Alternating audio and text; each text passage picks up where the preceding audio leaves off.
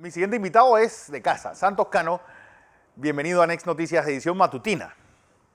Vamos a hablar con él sobre este partido de ayer y el desastrosa imagen que Panamá ha dado en estos dos coencuentros, tanto con Barbados como ayer contra Dominica, dos países que en papel son infinitamente inferiores y que pues eso no se vio en la cancha.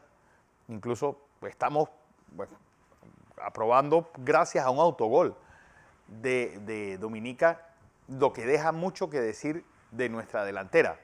Don Santos Cano, buenos días. Buen día, Fernando. ¿Cómo vas? ¿Cómo va todo? Oye, como dice la película, ¿qué pasó ayer? Bueno, yo creo que este siempre ha sido la incógnita que nosotros hemos tenido siempre con las selecciones del Caribe, ¿no? Sí. Este camino que nos ha tocado recorrer nos ha llevado a ese camino de las islas del Caribe. Son selecciones muy impredecibles, es muy difícil conseguir información sobre ellas. Sus jugadores, por lo general, algunos están regados por Inglaterra en terceras, cuartas divisiones, en Francia en terceras, cuartas divisiones. Entonces no sabes realmente el nivel que tienen estas selecciones y yo creo que con estas transmisiones que hemos hecho desde la semana pasada por pantalla Next y por Canal Viva, Canal 33, nos hemos dado cuenta de que estas selecciones que complican, si bien es cierto, hombre por hombre, nuestra selección, Panamá, tenemos jugadores en mejores ligas, pero igual estas selecciones complican y son selecciones que de repente tácticamente no son muy ordenadas, pero complican y fue lo que le pasó a la selección de Panamá ayer. Yo no quiero decir exceso de confianza porque creo que no, después del primer partido contra Barbados, creo que no había para confianza, pero hay mucho que trabajar. Fernando, el técnico de la selección de Panamá, va a tener que replantearse, va a tener que reevaluar. Hay jugadores que militan en segunda división de España, en segunda B de España y que no marcaron diferencia. Entonces hay que replantearse muchas cosas de cara a la ventana de eliminatorias que se viene en junio. Pero es que si hay un gran fracasado de todos estos dos encuentros, ya no solamente el señor Thomason, sino Thomas Christensen, sino Gaby Torres. Sí, estamos hablando del 9 de Pumas, uno de los mejores equipos de México y, si me apuras mucho, uno de los mejores equipos de América, que fue una especie de convidado de piedra en la cancha. Totalmente, Fernando. Yo creo que a él le deben caer muchas críticas porque no marcó diferencias, ¿no? Un jugador que milita en la Primera División de México, que antes de eso estaba en Sudamérica, jugó Copa Sudamericana, jugó Copa Libertadores, marcó 18 goles con el Independiente del Valle. Estamos hablando de un jugador que tiene que marcar cierta diferencia dentro de la cancha y no se le vio. Gaby Torres definitivamente que está pasando por una mala racha futbolística en estos momentos y le tocará a él seguir batallando en México para salir de esta mala racha y buscar y ver a ese Gaby Torres que estábamos acostumbrados a ver antes, un desequilibrador, un Gaby Torres que encaraba, que ordenaba al equipo. La verdad es que sí, yo coincido ahí con que Gaby Torres dejó o quedó debiendo en estos dos partidos contra Barbados y Dominica. ¿Qué otro cambio tú crees que deben hacerse para la próxima ventana? No olvidemos que ya estos son los dos compromisos de Panamá. ¿Cuándo volvemos a jugar? Y pues nos realmente merecemos llegar a esa octagonal viendo el panorama que estamos viendo.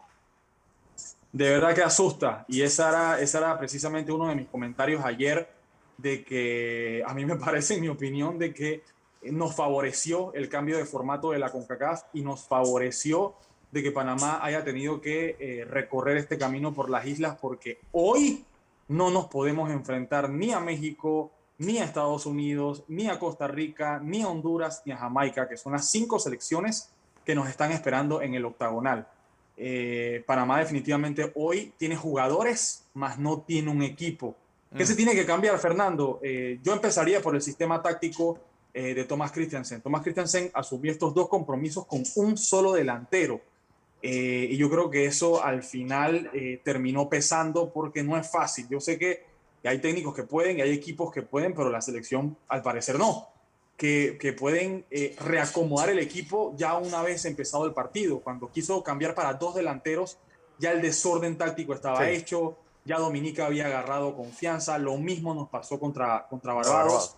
Entonces, yo empezaría por eso. Yo creo que Thomas Christiansen debería reevaluar su sistema táctico y obviamente sí, él va a tener que reevaluar y ver otros nombres que quedaron por fuera. Por ejemplo, un Cecilio Waterman, que metió también 18 goles en Chile en la temporada y no lo llamó. Hay otros jugadores por ahí. Fidel Escobar tendrá que venir también para esa ventana de junio que se quedó en España, Fidel Escobar, con el Alcorcón. Entonces hay nombres que quedaron por fuera y que no van a poder quedarse por fuera para esa ventana de junio. Van a ser los primeros días de junio. Si mal no recuerdo, el 5 de junio jugamos contra Anguila, que perdió 6-0 contra República Dominicana. Y el 8 de junio jugamos contra República Dominicana, Fernando, que ese va a ser el partido directo para ver quién pasa a la siguiente fase, porque ya República Dominicana ganó sus 2 partidos, tiene 6 puntos, al igual que Panamá. Ok, Anguila, estamos hablando de que tal vez en el estacionamiento de los Andes Mall o de la gran estación haya más personas que en toda la isla. Exactamente. No estamos hablando de nada. Y la República Dominicana, que estemos nosotros pues temiéndoles a la República Dominicana, es que esta selección no está jugando absolutamente a nada. Totalmente, y ese es el análisis. Nosotros somos una selección mundialista, hemos llegado a 2 finales de Copa Oro. O sea, República Dominicana no se ha acercado siquiera a lo que Panamá ha conseguido a nivel de selecciones. Entonces, que nosotros estemos asustados, que estemos ya con la calculadora, para ver cuántos goles llevamos, tenemos que llegar bien a ese partido contra República Dominicana, que es el último en esta fase, definitivamente que sí nos pone a pensar. Yo creo que esto es simplemente, Fernando, el resultado de la mala planificación, empezando desde la Federación Panameña de Fútbol. No hubo una planificación para dejar un trabajo hecho, para dejar, por ejemplo, Bolillo Gómez, sí, nos clasificó al Mundial y va a estar en los libros de la historia toda la vida, eso nadie se lo va a quitar, pero no dejó un proyecto, no dejó un trabajo. Lo mismo la Federación Panameña de Fútbol, con la cantidad de dinero que se despilfarró en ese Mundial de Rusia. Parecía que el mundo se acababa después del Mundial, y ya nos dimos cuenta que no fue así. Entonces ahora estamos pagando todos esos errores que se cometieron en 2 años. Así es. Bueno, que guardadas grandísimas proporciones, pues un poco lo que pasó ayer entre España y Georgia. Y Georgia. Sí. Es decir, ¿qué pasa con las selecciones cuando se enfrentan a una selección pequeña? Se enredan, no conocen. ¿Qué le pasa a las selecciones cuando están jugando con una inferior a ellas? Decía Luis Enrique que él prefiere y juega mejor contra Alemania o Suiza que contra Georgia o contra Macedonia. Así es. Y es lo que nos han comentado muchos exfutbolistas. Por lo menos ayer en la transmisión teníamos a Ricardo Patón Phillips, que es un jugador histórico de la selección de Panamá, más de 100 partidos, y él nos decía, muchas veces cuando vamos contra selecciones que sabemos que son inferiores a nosotros, tendemos a relajarnos, tendemos a confiarnos. Y ese es el error en el que muchos caen, y al final te das cuenta cuando estás dentro de la cancha que ningún partido se gana antes de. Sí, entonces entras relajado, entras confiado y te diste cuenta que el otro equipo sí se preparó. En España le están cayendo durísimo a la selección, a la selección española por haber hecho ese empate teniendo a Sergio Ramos. Bueno, 2-1 quedó el juego. Ganó España, sí, pero sudado todo. Perdón, sí. Pero por poco, exacto. Entonces, a la selección española, por más que consiguió los 3 puntos, le han caído encima las críticas. No he parado de leer críticas en España. Entonces, ese es a veces el reto de los técnicos. Muchos jugadores, Fernando, ven a la selección como una especie de vacaciones, porque hay jugadores que llegan a la selección y ya saben que tienen su puesto seguro, no tienen que pelearlo con nadie, que no es lo mismo en el día a día del club, que entrenas todos los días y todas las semanas tienes que estar peleando tu titular en tu club.